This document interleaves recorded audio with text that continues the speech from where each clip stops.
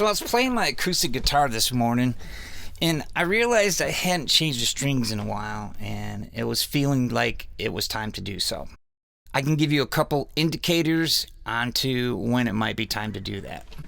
One of the things will be it won't be as bright and dynamic as it used to be. So it'll sound kind of dead and lifeless a little bit.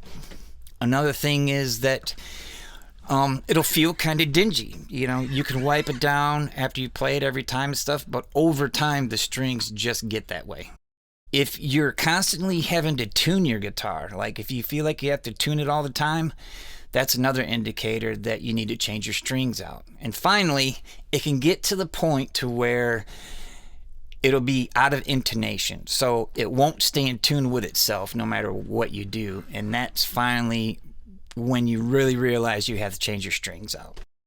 So if you find anything in this video useful, please give it a like, share, or subscribe. I'd love to have you as a new subscriber. So let's get this thing on the bench and get started. So we are going to need a few things for this job. It's nice to have some sort of neck rest. What I'm using is a rifle rest, but they're really cheap and easy to do. So it's just a way to keep the guitar a little bit more stable, and you know, it's always good to do that. But they make these cork ones. They make all kinds of them. Another nice thing is a pair of dikes to cut the strings with. Then we are going to need I think they're called bridge pin puller or something like that. What it does is it acts as a little lever, and it'll pull the bridge pins up without damaging your guitar. Obviously, we need a set of strings. I'm using some Ernie balls. And then a string winder will help a lot. Now, this is the old school, easy to use. It just winds, you know, very easy. This one here is one I use all the time, and it goes on the end of a drill. So that's a little bit easier that way. And then you're going to need a tuner. Here's just a simple clip-on tuner that I'm sure you got that when you got your guitar. And then I use the Dunlop 65 and a nice microfiber cloth, you know, just to help clean up the guitar. So the first thing we're going to do is loosen up the strings so that we can cut them off. Some guys like to do 2 strings at a time to keep tension on the top. If you feel more comfortable doing that, that's fine. It's not going to be without tension for very long, so I've never had an issue with that. Now we're going to cut the strings off, and that's pretty self-explanatory. I do it over the hole, that way I don't take a chance of nicking anything. And then we have to unwind the strings from the tuning pegs, just like this. And then here's where this thing comes in handy. It's got like a little scoopy thing on there, so you just put that underneath the round part of the bridge pin, and it just acts like a lever, and it pops it right up. And it's made of plastic, so it's not going to gouge anything or whatnot. They're really cheap, and they really come in handy. What you don't want to do is try to use a pair of pliers or anything like that, because you could easily cut it off, or, you know, that sort of thing. So just invest in one of those for $3 and call it a day. Now, these are the bridge pins. You do not want to mix them up. You want to keep them in the same order that you took them out in. So the E string is for the E string, the A string is for the A string, and so on. And I'm just laying them out here just like you see on the guitar, right? So you can just see I'm just sort of stacking them the same way. That way I don't get them mixed up and they go right back where they came from. Now that we've got all the strings off, I'm going to do a little cleanup. Now, I like to use a little bit of mineral oil and put it on the fretboard and on the bridge. Since the bridge is made of rosewood too, it helps moisturize it a little bit. Some guys like to use lemon oil. Some guys just like to use a guitar-made product too. It's all fine. I just find it, for me, I prefer this way. It's easy, and you know, it really helps with that, and it just helps bring a little bit of life back into the wood, I think. Now we're going to just clean it up a little bit. I'm using that Dunlop stuff, It works great, and just wipe it all down and get it cleaned up a little bit, and just getting it looking good again. I just love that rosewood. It's so pretty. This was a guitar I built in a luthier school, so it's 5 years old now, and I absolutely love it. So there we go. We got her shined up and looking good. You can see the fretboard looks a lot better. And now we're ready to put on the strings. So we're going to install the strings on the bridge before we pull them all the way up. I find this way is easier for me. So there's some little slots inside the hole where the string goes. And what you want to do is you want to catch that slot with the ball end. And then the bridge pin has a little slot in it too, and you want to put that on the string. And so when you push the bridge pin down into the bridge, you can kind of feel it sort of click. And then I give the string a little bit of a tug just to make sure it's there. And that's really how I do it. So I hook the ball end on the bottom side of the bridge plate and then put the pin in and then give it a little tug. And we do that with all 6 strings.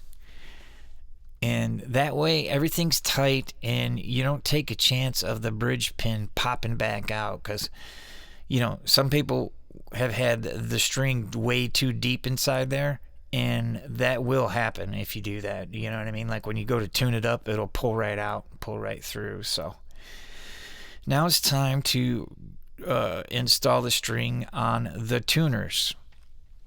So you want to turn all the holes a little bit toward the inside of the headstock and have them pointing toward the bridge like this. This way you get an accurate measurement and everything of when you pull the string through, of the slack that you need and all that. So I put the string through the hole of the tuner, and then I pull it tight to the next tuner up. And then I take my finger and I slide it back and bend the string up. And then I wrap the string around the top. And then when I go to wind it, I wind it on the bottom. That way the string gets kind of pinched a little bit where the hole is. I know my hands are kind of in the way, but I'm still working on this filming thing, so we'll get there. But that's basically what you do to all 6 strings. You just put it through the hole, get your slack, and then bend the end of the string up and wrap it around the top, and then wind it on the bottom. Just like that.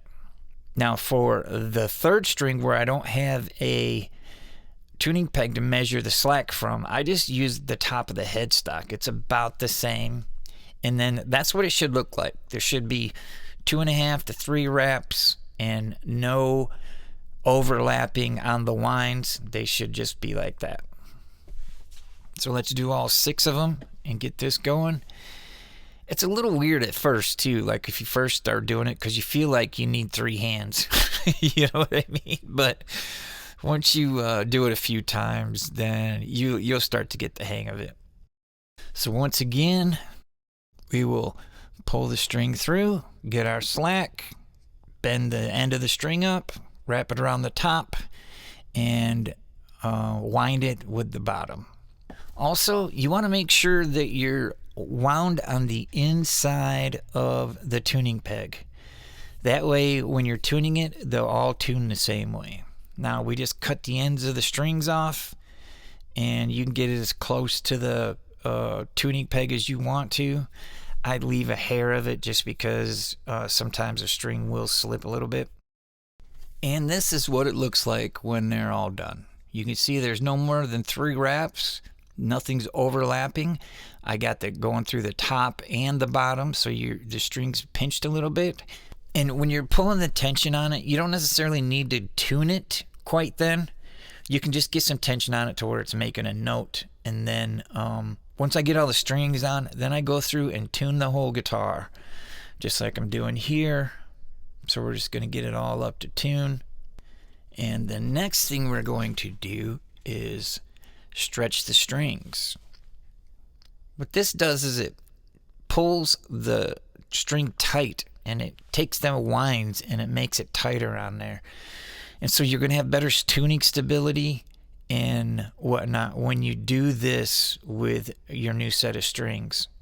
Now, I do it a couple times. Like usually, the first day I have my strings on there, I'm tuning it, pulling the strings, tuning it and pulling. And trust me, you're going to break one or two here or there. It's just the way it is. But you after a while, you'll get the feel for it, and pretty soon you'll be pretty efficient at doing this. So then I just retune it again, and then we are good to go. So that's it. That's how you change the strings on your acoustic guitar. All right, that's about all there is to it. The riff I played at the beginning of the video was with the old guitar strings, and now I'm going to play that same or similar riff with the new guitar strings, and let me know in the comments if you can hear the difference.